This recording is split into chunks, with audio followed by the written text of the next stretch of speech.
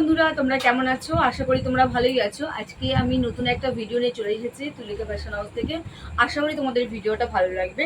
তো আজকের ভিডিওতে তোমাদেরকে দেখাবো গলার অ্যাটাচ পটি। তো প্রথমে আমি চুড়িদারটাকে এরকমভাবে পেঁচে নেবো। তোমরা আশা করে দেখতে পাচ্ছ এরকম করে পেঁচে নেওয়ার পরে তারপরে চুড়িদারটা এই যে উল্টো পাটের দিকে সোজা পাট, ঠিক আছে? উল্টো পাটের দিকে সোজা পাট এরকমভাবে পাতবে। একদম সাইড থেকে 3 সুতো করে সেলাই করে নেব।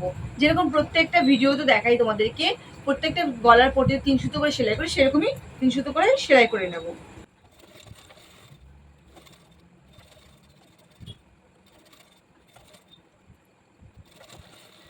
তো দেখো আমাদের এইভাবে সেলাই করাটা কমপ্লিট হয়ে গেছে।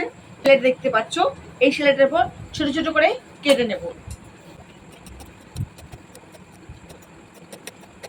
ফোল্ড করে নেব, তাহলে সুবিধা হবে তোমার। এটা আমি সোজা পাটে করে নেবো। দেখো প্রত্যেক চুড়িদারে কি করি আমরা, উল্টো পাটে নিই, সোজা পাটে সেলাই করে উল্টো পাটে নিই, কিন্তু এটার ক্ষেত্রে ঠিক তার উল্টোটা হবে। উল্টো পাটে নেব, সোজা করে সেলাই করবো, ঠিক আছে? এই সাইড দিয়ে একটা করে সেলাই করে নেব, ঠিক আছে?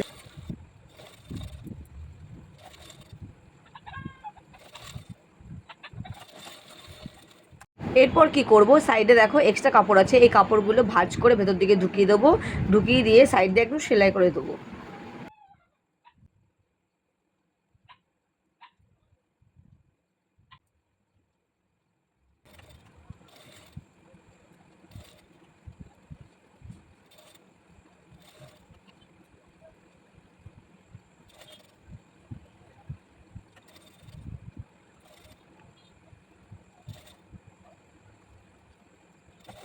গলাটা সেলাই করা হয়ে গেছে।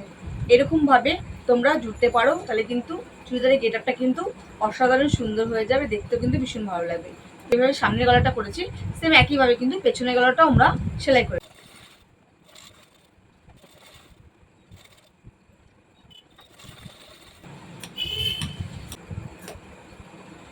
কাঁধ সেলাই করার আগে তোমাদের 2.5 ইঞ্চির মধ্যে ফিতের লেন্থটা রাখতে হবে।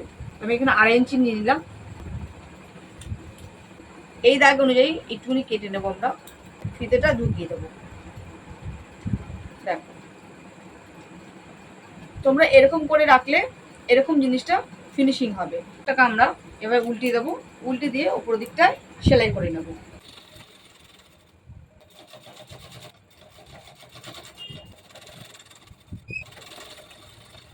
সাইডে যে কাপড়টা রয়েছে ওটা কিন্তু আমরা ভাঁজ করে সেলাই করে দেবো।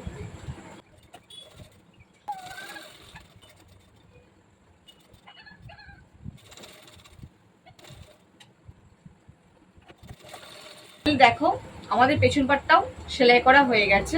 এটা হচ্ছে পেছনের পাট আর এটা হচ্ছে সামনের পাট, দুটোই কিন্তু গোল গলা। শোল্ডারটা সেলাই করে সাইড সেলাই করব, তারপরে হাতাটা লাগিয়ে দিলে কিন্তু চুড়িদারটা কমপ্লিট। তোমাদেরকে এরকম গলার পট্টি সেলাই করে দেখিয়েছি। তোমাদের ভিডিওটা কেমন লেগেছে অবশ্যই কমেন্ট করো। হচ্ছে সামনের পাট, এটা হচ্ছে পেছনের পাট। তোমাদের যদি এই ভিডিওটা ভালো লাগে অবশ্যই লাইক করো, কমেন্ট করো এবং তোমাদের বন্ধুদের কাছে শেয়ার করে দিও। যারা ফেসবুক থেকে দেখছো তারা আমার ফেসবুক পেজটাকে ফলো করে দিও। যারা আমাকে ইউটিউব থেকে দেখছো তারা অবশ্যই আমার ইউটিউব চ্যানেলটাকে সাবস্ক্রাইব করে দিও।